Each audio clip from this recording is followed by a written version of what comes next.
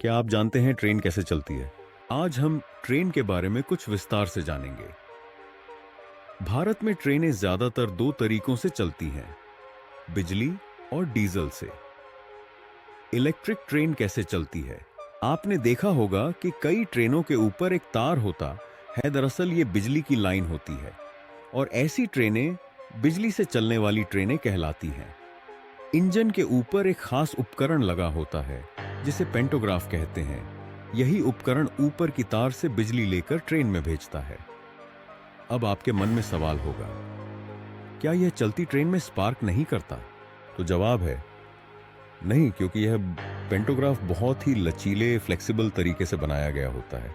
अगर ऊपर की तार थोड़ी ऊपर नीचे हो जाए तो भी यह उसमें चिपक कर चलता है और बिजली की सप्लाई लगातार बनी रहती है। इसमें कार्बन स्लाइडर होता है जो कांटेक्ट पॉइंट पर रगड़ से बिजली लेता है, पर स्पार्क बहुत कम होता है। अब एक और सवाल आता है, बिजली से चलने वाले किसी भी उपकरण को कम से कम दो तार चाहिए होते हैं, तो ट्रेन में सिर्फ एक वायर से कैसे चलता है? तो इसका उत्तर है, ऊपर की तार से लाइव सप्लाई मिलती है। दूसरी लाइन ट्रेन के पहियों से जुड़ी होती है जो कि न्यूट्रल का काम करती है। ट्रैक ही पूरी पृथ्वी से जुड़ा होता है और यही कारण है कि सर्किट पूरा होता है। अब जब यह बिजली ट्रेन में पहुंचती है तो वह सबसे पहले बड़े ट्रांसफार्मर में जाती है जिसकी क्षमता होती है लगभग 800 केवीए, किलो वोल्ट एम्पियर। यह ट्रांसफार्मर सिंगल फेज एसी को 3 फेज एसी में बदल देता है ताकि ट्रेन की मोटरें सही तरीके से चल सकें। सवाल, सिंगल फेज को 3 फेज में क्यों बदला जाता है? क्योंकि 3 फेज मोटरें ज्यादा शक्तिशाली, स्थिर, स्टेबल और ऊर्जा दक्ष, एफिशिएंट होती हैं। यह मोटरें बेहतर टॉर्क देती हैं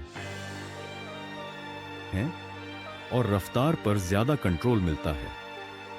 एक और सवाल, जब पहिए में न्यूट्रल जुड़ा होता है तब हमें करंट क्यों नहीं लगता? क्योंकि वो न्यूट्रल ट्रैक से जुड़ा होता है और पृथ्वी से अर्थिंग के जरिए जुड़ा होता है। जब तक कोई इंसान ऊपर की लाइव तार से संपर्क नहीं करता तब तक करंट लगने का खतरा नहीं होता, लेकिन फिर भी ट्रैक के आसपास सुरक्षा जरूरी होती है।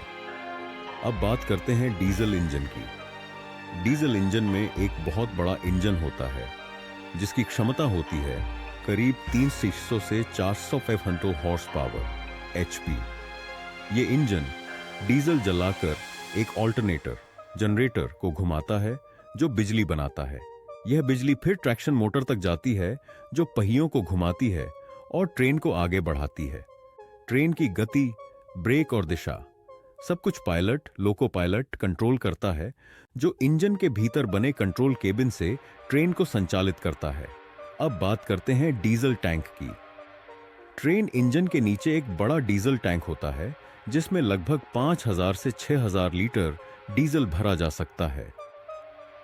जब ट्रेन 100 से 110 किलोमीटर प्रति घंटे की गति से चलती है तो यह प्रति किलोमीटर 4 से 6 लीटर डीजल खर्च करती है। यानी अगर ट्रेन 100 किलोमीटर चले तो 400 से 600 लीटर डीजल की खपत होती है। जब ट्रेन स्टेशन पर खड़ी होती है तब भी इंजन बंद नहीं किया जाता। वह आइडियल मोड में रहता है जिसमें लगभग 20 से 30 लीटर प्रति घंटा डीजल खर्च होता है। यह खपत सिर्फ ब्रेक सिस्टम, कंप्रेसर और बिजली सप्लाई को चालू रखने के लिए होती है। यह सारी प्रक्रिया इलेक्ट्रिक और डीजल दोनों में पूरी तरह से चालक के नियंत्रण में होती है। ट्रेन की हर गति, हर रुकावट और हर मोड सब कुछ कंट्रोल केबिन से तय होता है। अगर आपको वीडियो पसंद आया हो तो इसे लाइक जरूर कीजिए और हां, ऐसे ही दिलचस्प और दिमाग खोल देने वाले टेक वीडियो के लिए चैनल को सब्सक्राइब कर लीजिए। मिलते हैं अगले वीडियो में, तब तक अपना ख्याल रखिएगा। बाय।